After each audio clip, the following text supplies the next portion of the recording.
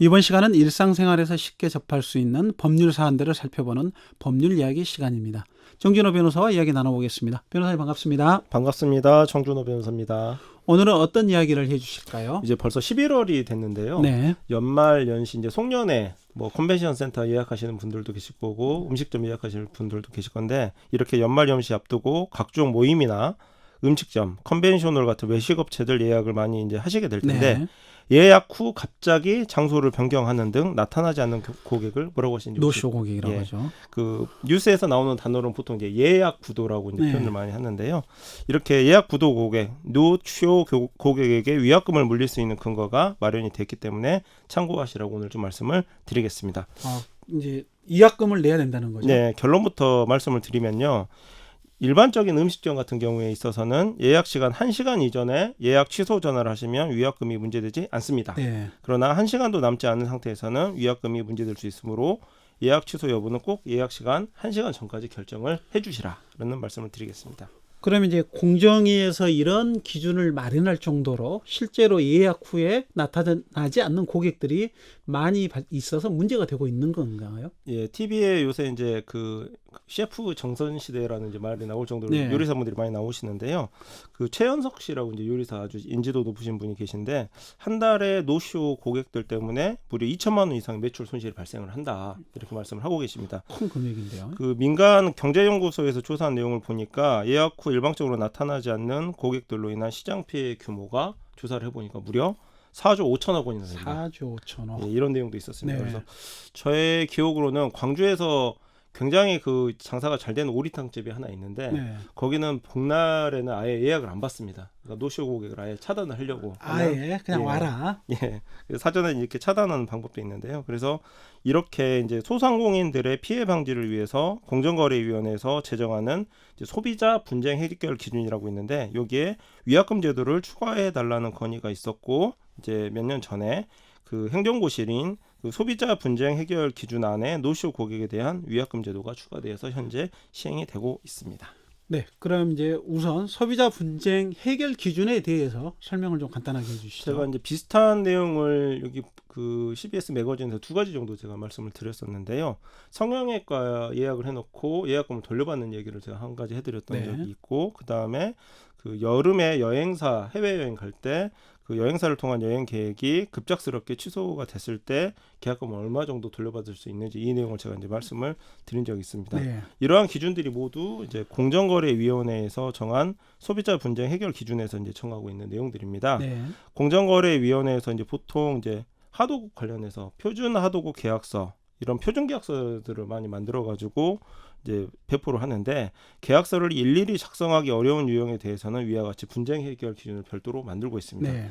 이제 보통 이제 그 소비자원이라고 들어보셨을 건데요. 그래서 소비자원 같은 이제 소비자 그 분쟁 조정 기구가 설치가 되어 있는데 위와 같은 분쟁 해결 기준은 조정 절차에서 이제 곧바로 적용이 되게 됩니다. 그 정도로 이제 많은 분쟁이 발생한다는 의미겠죠. 네, 그래서 지금 이 기준이 현재 시행이 되고 있기 때문에 그 외식업체 사장분께서 노쇼 고객에게 분쟁 조정을 신청을 할 경우 분쟁조정위원회에서 지금 시행되고 있는 표준 그 기준에 따라서 곧바로 위약금 금액을 산정을 해서 조정 결정을 내리게 됩니다.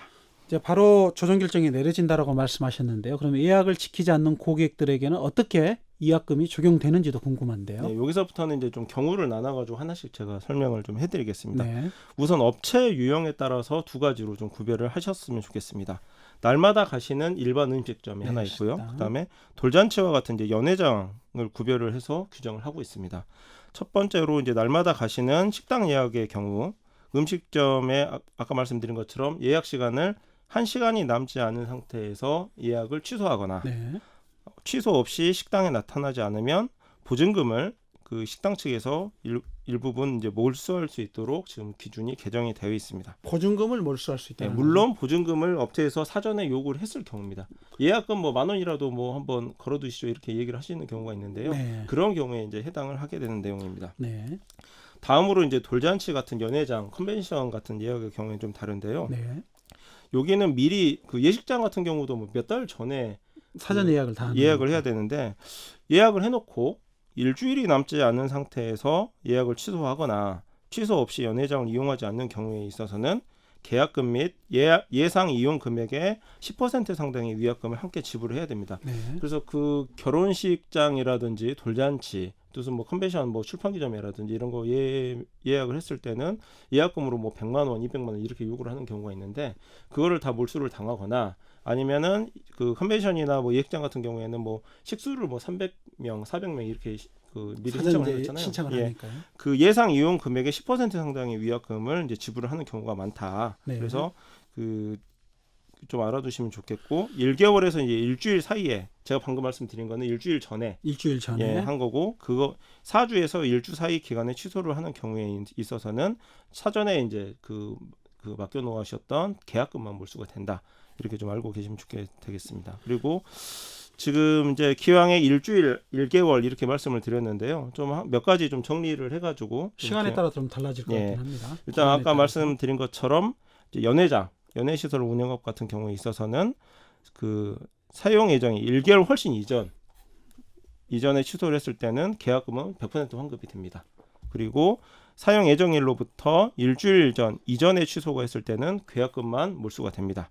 그 다음에 그 일주일 이내에 이제 취소를 했을 경우에 있어서는 계약금은 몰수가 되고 예상 이용 금액의 10% 상당이 또 추가로 이렇게 배상이 돼야 됩니다. 그다음에 그 외에 외식업, 일반 음식점 같은 경우에 있어서는 그 음식점 업자, 사업자의 사정으로 인한 취소에 있어서는 당연히 그 위약금이 배액 상환이 돼야 되고요. 그다음에 예약 시간으로부터 1시간 이전에, 2시간, 3시간 이전에 이렇게 취소를 했을 때는 그 위약금이라는 게 없고 그 디파짓한 맡겨둔 예약 보증금 잇따라도 이제 환급이 되게 됩니다. 그리고 예약 시간으로부터 1시간 전 이후 뭐 30분 전에 이렇게 했을 때는 그 맡겨놓던 보증금은 전액 몰수가 되게 됩니다. 그러면 이제 식당에서도 예약을 할 때 보증금을 지급해야 하는 경우도 많이 이제 늘어날 것 같습니다. 예.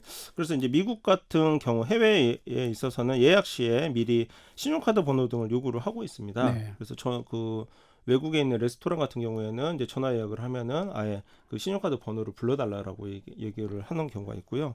부당한 예약 취소 시에 해당 신용카드를 통해서 위약금을 청구하는 경우가 이제 많고 있고, 우리나라도 이제 호텔이라든지 이런 좀 고급 음식점에서는 이러한 신용카드 정보를 통한 위약금 청구 방법 등이 이제 도입되는 경우가 많고 앞으로도 좀 확대가 될 것 같습니다.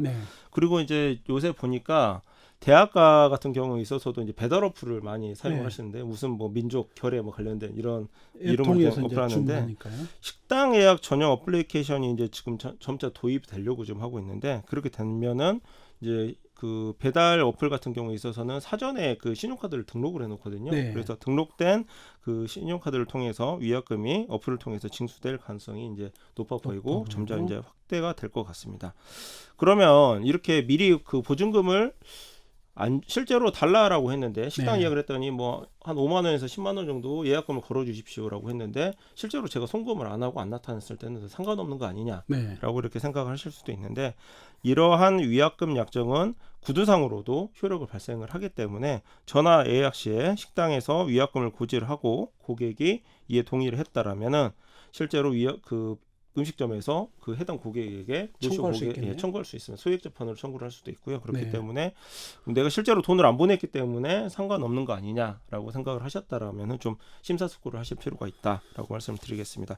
다만 식당에서 예약하실 당시에 별도로 예약금을 고지하지 않았다면 여전히 위약금은 청구가 되지 않는다라는 점 알아두시면 좋겠습니다. 식당에서 이제 별도의 예약금을 고지했을 경우에 이제 예약을 하고 만약에 이제 노쇼를 해버리면 그런 문제들이 이제 발생을 하는 거죠. 네, 그래서 전화 예약할 때 만약에 그 30분 전까지 통보를 안 해주시면은 저희는 그 위약금으로 뭐 5만 원을 청구하겠습니다라고 했는데 통화상으로 오케이라고 말씀하셨다라고 하면은 청구가 된다 원칙적으로 그렇게 좀 알아두셨으면 좋겠습니다. 연말연시 이제 모임도 많고 모임에 따라 이제 예약을 하실 텐데 그냥 불쑥 취소하는 것보다는 사전에 좀 통지해서 사업자 측도 이제 큰 손해를 보지 않도록 배려하는 이런 노력도 필요하겠습니다. 최소한 1시간 이전에 정리를 하자.